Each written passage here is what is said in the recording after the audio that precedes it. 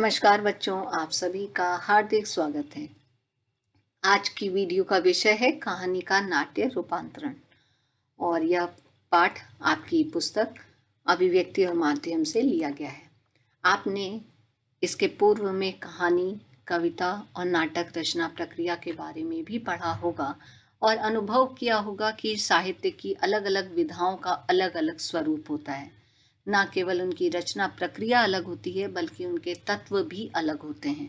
अतः कहानी का नाटक में रूपांतरण करने के लिए सबसे पहले हमें कहानी और नाटक, इनमें क्या समानताएं होती हैं, इनमें क्या अंतर होते हैं, उनको समझना आवश्यक है ताकि जब हम कहानी को नाटक में बदलते हुए लिखें तो हमें सरलता हो। तो कहानी और नाटक में समानता, आपने पढ़ा है कि कहानी का मूल तत्व होता है उसका कथानक, यानी जिसे अंग्रेजी में हम प्लॉट कहते हैं। कहानी की उसको नींव कहा जा सकता है और ऐसे ही नाटक में भी कथानक का इतना ही महत्वपूर्ण स्थान होता है। कहानी और नाटक दोनों में पात्र होते हैं, परिवेश होते हैं। पात्रों किस देश के हैं, किस समय के हैं, उनकी पृष्ठभूमि क्या है, इसका वर्णन कहानी में भी होता है और नाटक में भी होता है। कहानी और नाटक दोनों में संवाद का प्रयोग होता है। कहानी और नाटक दोनों उद्देश्य परक होते हैं। जैसा कि हमने पढ़ा कि कहानी और नाटक दोनों में कथानक सबसे महत्वपूर्ण तत्व है। तो कथानक का सबसे महत्वपूर्ण तत्व यह है कि इसके 3 भाग होते हैं, प्रारंभ, मध्य और अंत, या ऐसे कहें कि परिचय, द्वंद्व, समाधान। जिसे समाधान यानी अंतिम भाग, जिसे चरमोत्कर्ष या अंग्रेजी में क्लाइमेक्स कहते हैं, उसका होना अनिवार्य गुण है। तो कहानी और नाटक दोनों के कथानक में इन तीनों बिंदुओं का होना आवश्यक है। अब हम पढ़ते हैं कि इन दोनों में अंतर क्या है। कहानी का संबंध लेखक और पाठक से होता है। लेखक कहानी लिखता है और पाठक उस कहानी को पढ़कर आनंद की अनुभूति करता है। लेकिन नाटक में कई लोग जुड़े हुए होते हैं। लेखक जिसने नाटक लिखा, निर्देशक जिसने उस नाटक को मंच पर निर्देशित किया, पात्र, उसका अभिनय करने वाले अभिनेता, नाटक देखने वाले दर्शक या नाटक को सुनने वाले श्रोता, या मंच पर मंच सज्जा करने वाले, ध्वनि और प्रकाश व्यवस्था करने वाले लोग, ये सभी आपस में एक दूसरे से जुड़े होते हैं। कहानी पढ़ी या कही जाती है। नाटक, जैसा आपने पहले ही पढ़ा है कि एक दृश्य काव्य विधा है। नाटक संपूर्ण ही तभी होता है जब उसका मंच पर मंचन किया जाए और उसको दर्शक देखें। तो नाटक पढ़ने या कहने के साथ साथ देखा भी जाता है। कहानी में कथानक भूतकाल, वर्तमान काल, भविष्य काल की घटनाओं पर आधारित हो सकता है और उसी काल के अनुसार कहानी लिखी जाएगी। लेकिन नाटक में कथानक किसी भी काल का होगा, लेकिन लिखा उसे वर्तमान काल में ही जाता है। क्यों? ये आपने नाटक रचना प्रक्रिया में भी पढ़ा होगा, क्योंकि नाटक को दर्शक सीधा मंच पर घटित होता हुआ सामने देख रहे होते हैं, वर्तमान में देख रहे होते हैं। इसलिए कथानक जब लिखा जाएगा तो वर्तमान काल में ही लिखा जाएगा, चाहे कहानी किसी भी समय की हो। सामान्यतः कहानी नाटक की अपेक्षा लोग कम याद रख पाते हैं। इसका कारण यह है कि दृश्यों का हमारी याद से गहरा संबंध होता है। किसी भी घटना को यदि हम अपनी आंखों से देख लें तो वह हमारे जहन में अधिक दिनों तक रहती है। तो इसीलिए नाटक को ज़्यादा दिनों तक याद रखते हैं।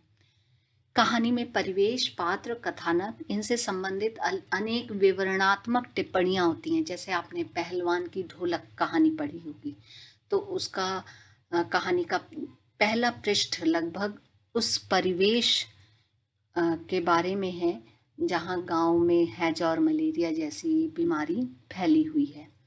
लेकिन नाटक में इन विवरणात्मक टिप्पणियों को ना लिखकर इन्हें संगीत, मंच सज्जा या प्रकाश व्यवस्था के माध्यम से पूरा किया जाता है। और दोनों विधाएं अलग हैं, तो इसलिए इनकी जो रचना प्रक्रिया है और भाषा है उसमें भी अंतर होता है। अब हम पढ़ते हैं कि कहानी का नाट्य रूपांतरण कैसे किया जाए। तो इसके 5 चरण हैं।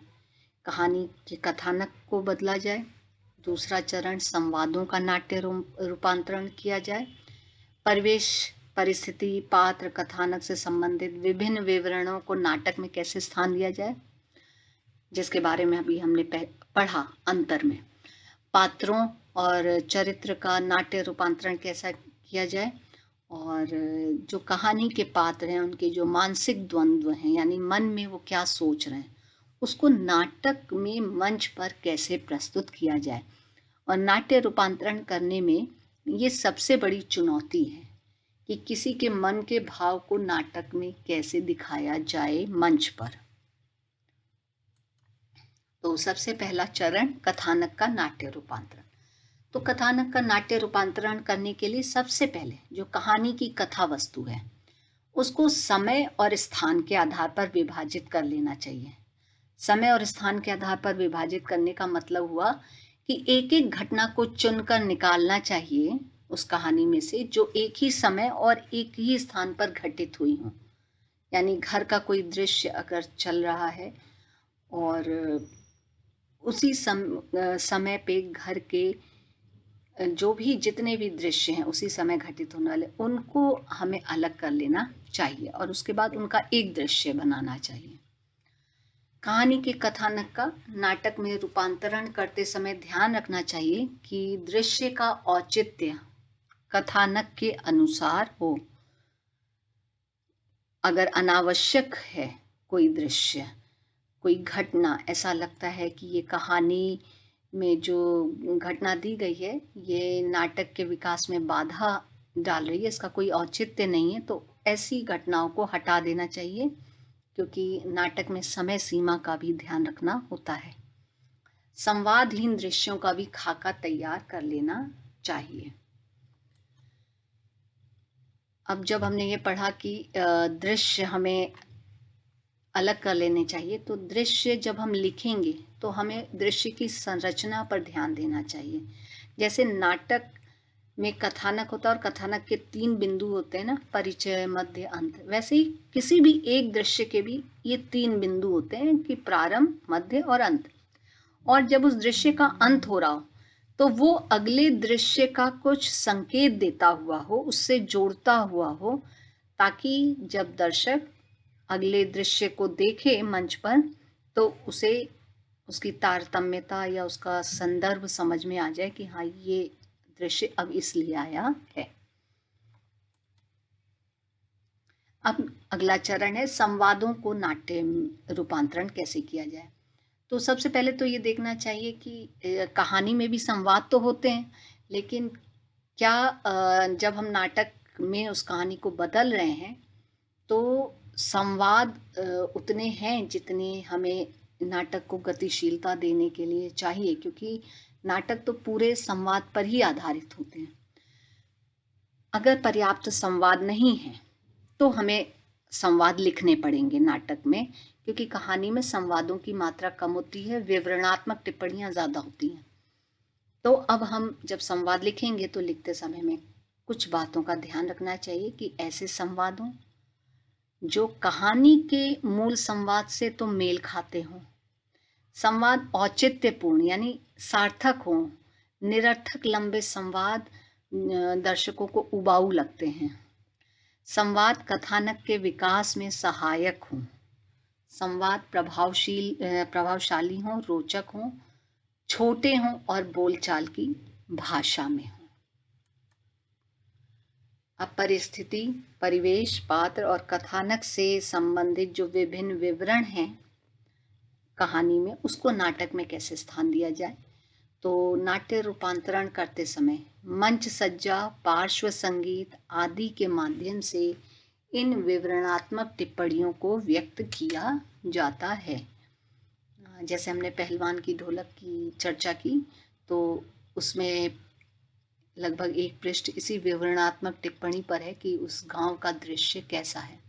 उसे हम संगीत के माध्यम से मंच पर सज्जा करके उसी के अनुसार दृश्य का निर्माण करके हम उस विवरणात्मक टिप्पणी की कमी को पूरा कर सकते हैं। पात्रों का नाट्य रूपांतरण। नाटक में संवाद ही मुख्य होते हैं, ये आपको पता है, संवाद ही नाटक को गति देते हैं। तो संवाद के माध्यम से पात्रों के चरित्र को भी उभारा जाता है। यानी कि अगर पात्र साहसी है तो उसके जो संवाद होंगे, उनके संवादों में ऐसा झलक हमें मिलेगी, ऐसी झलक मिलेगी जिसमें वह पात्र हमें साहसी दिखाई देगा। ध्वनि, प्रकाश, वेशभूषा आदि के माध्यम से भी पात्रों के चरित्र का प्रभावशाली चित्रण किया जाता है। जैसे अगर कोई कहानी है जिसमें कोई गरीब व्यक्ति है और उसके बारे में कहानी है, तो हम नाटक में उस पात्र को उभारने के लिए, उसका चरित्र उभारने के लिए उसकी जो वेशभूषा होगी, उसको उस गरीब आदमी की वेशभूषा की ही तरह होगी, ताकि उसका चरित्र और अधिक उभर सके। अभिनेता के अभिनय और उसके तौर तरीकों से चरित्र को प्रभावशाली बनाया जा सकता है। स्थानीय रंग में संवादों को रंग कर चरित्र चित्रण को भी प्रभावशाली बनाया जा सकता है। यानी अगर शहर का पात्र है तो उसकी जो भाषा होगी, उसके जो संवाद होंगे वो शहरी भाषा के अनुरूप होंगे। अगर पढ़ा लिखा व्यक्ति है तो उसकी भाषा एक पढ़े लिखे व्यक्ति के अनुरूप होगी। तो संवाद ऐसे हों जिससे उस पात्र के चरित्र को और अधिक प्रभावशाली ढंग से व्यक्त किया जा सके। तो अब अगला चरण, कहानी के नाट्य रूपांतरण के समय पात्रों के मानसिक द्वंद्व एवं मनोभावों का नाट्य रूपांतरण। और नाट्य रूपांतरण में यह सबसे बड़ी चुनौती है।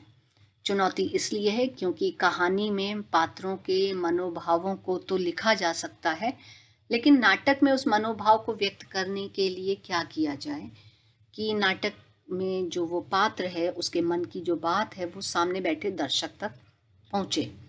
तो इसके लिए स्वगत कथन का प्रयोग किया जाता है। स्वगत कथन होता है जिसमें मंच पर जिस पात्र के मन की बात को बतानी है वह मंच के कोने पर जाता है और अपने उस मन की बात को, जो भी उसके मन में चल रहा है कि ऐसा करूं या ऐसा करूं, उस बात को वो बोलकर व्यक्त करता है।